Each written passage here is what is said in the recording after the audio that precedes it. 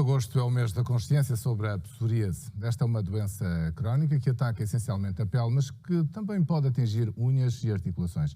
Afeta 125 milhões de pessoas em todo o mundo. Ana Moreira é dermatologista, está aqui connosco. Bom dia, obrigado por ter vindo. Ora, antes de mais, a que é que se deve esta doença? Eu confesso-lhe que julgava que atingia só a pele. Exato. Hoje em dia sabemos que a psoríase é uma doença sistémica, não é uma doença que fica limitada à pele. Apesar da pele ser o órgão mais visível, nós sabemos que muitas vezes estes doentes, sobretudo os doentes que têm formas moderadas a graves, podem ter um envolvimento sistémico pela doença, porque há uma inflamação crónica e, portanto, estes doentes têm também algumas doenças sistémicas, nomeadamente a artrite psoriática, portanto, que é a psoríase a nível articular, é capaz de ser a doença mais frequente, mas depois também sabemos que tem um aumento de risco de doenças cardiovasculares, síndrome metabólica, nomeadamente obesidade, diabetes, hipertensão.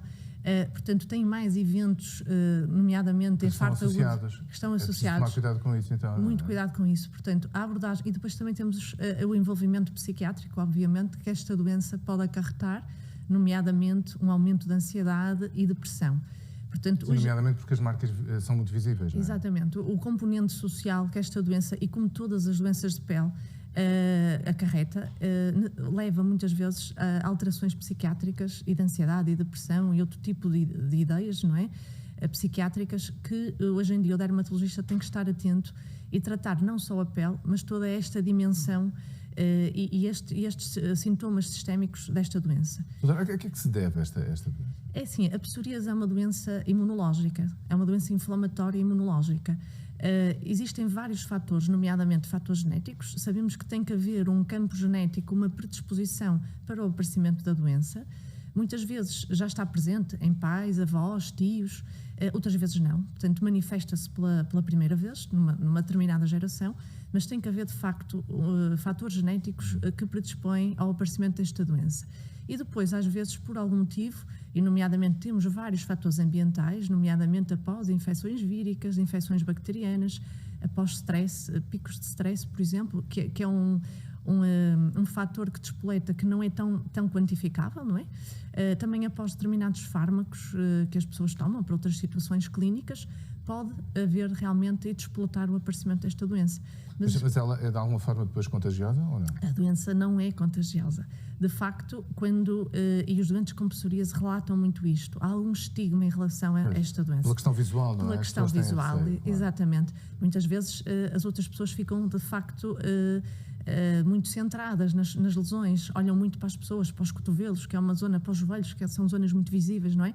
Há aquelas placas muito vermelhas, bem delimitadas, muitas vezes descamativas, fissuradas, e de facto não é a maior parte dos doentes, ao longo da sua doença e da fase da sua doença, relata que em algum ponto teve realmente algum estigma por ter as lesões presentes no corpo. Manifesta-se em alguma idade em particular ou pode surgir logo muito novo? É assim, a doença pode aparecer em qualquer idade, inclusivamente na infância. E se aparecer na infância, provavelmente vai ter um rumo mais difícil de controlar, uma doença mais grave. Mas os dois picos de aparecimento da doença, entre os 20 e 30 anos e depois entre os 50 e 60 anos. Mas a medicação depois pode ser controlada, é incapacitante? É assim, felizmente, e desde que eu trabalho em dermatologia, a psoríase é das doenças que tem sofrido uma maior investigação clínica e um crescimento de tratamentos muito, muito eficazes. Portanto, a doença, de facto, sendo uma doença imunológica, não tem cura, mas temos tratamentos extremamente eficazes, desde tratamentos tópicos, fototerapia, lá está a exposição ao sol, que neste caso é altamente recomendável, porque a maioria das psoríases melhora com o sol, nem todas. E depois temos os tratamentos convencionais, com comprimidos, que fazem uma certa imunossupressão, e mais recentemente surgiram os tratamentos biotecnológicos, através de injetáveis, que têm uma resolução espetacular da psoríase e que realmente incentivam todos os doentes a procurarem ajuda e a tratarem-se, porque existem muitos tratamentos e que devolvem novamente uma qualidade de vida a estes doentes. Mas provoca dores, comissão? Quais são as consequências, ou são apenas as marcas?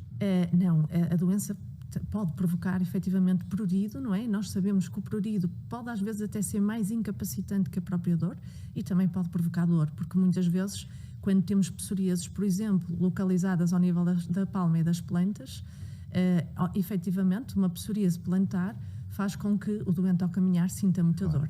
Portanto, pode haver de facto dor com diminuição da autoestima e diminuição muito efetiva da qualidade de vida destes doentes. Muito bem, doutora Ana Moreira, obrigado por ter vindo esta manhã aqui falar-nos da psoríase e também deixar aqui alguns conselhos, nomeadamente se apanhar-se algumas, o melhor é falar sempre com o dermatologista para saber o que fazer.